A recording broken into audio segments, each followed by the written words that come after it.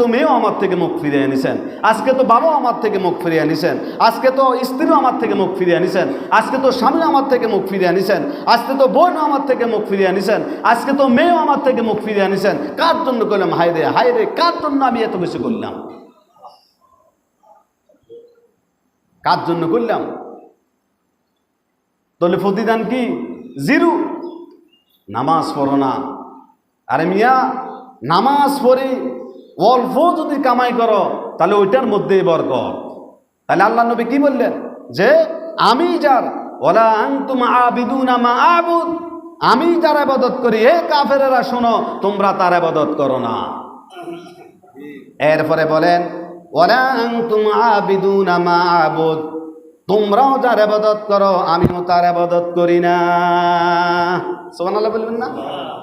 তোমরাও তার ইবাদত করো, যাকে অনুসরণ করো, যে কাফের আর নাস্তিক আর মুরতাদের অনুসরণ করো, আমি তার অনুসরণ করি না।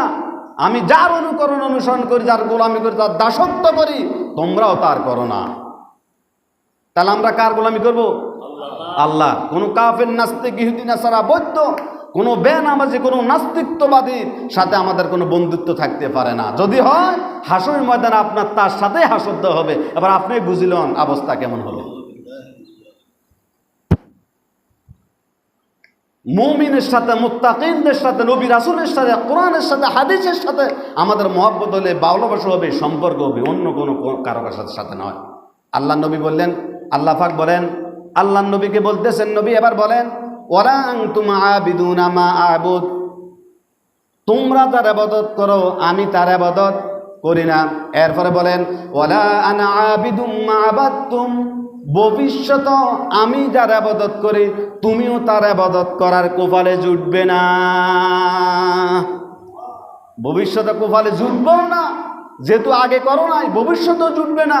তুমি মনে করছো এখন বিদেশ করি, বুড়ো হয়ে গেলে বাড়ির যাই, এরপরে তার দাড়ি রেখা দিব, টুপি পরারমো, এরপর লম্বা জামা পরমো, এতে খাবো, বসবো, তাবলিগে যাবো, কোরআন তেলাওয়াত করবো, আলেম ওলামার সাথে উঠা বসা করবো, মসজিদে পড়ে থাকবো, এমন মনে করছো?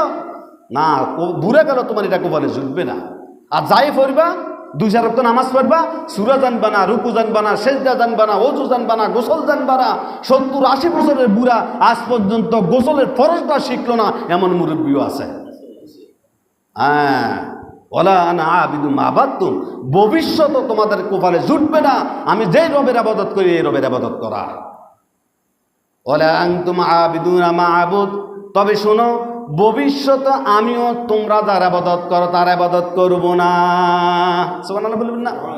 সর্বশেষ লাকুম দীনুকুম ওয়ালিয়া দীন, আল্লাহর নবী বলে কাফেররা শোন, তো তোমাদের ধর্ম এবং কর্মফল তোমাদের, আর আমার ধর্ম এবং কর্মফল আমার। বলি সুবহানাল্লাহ।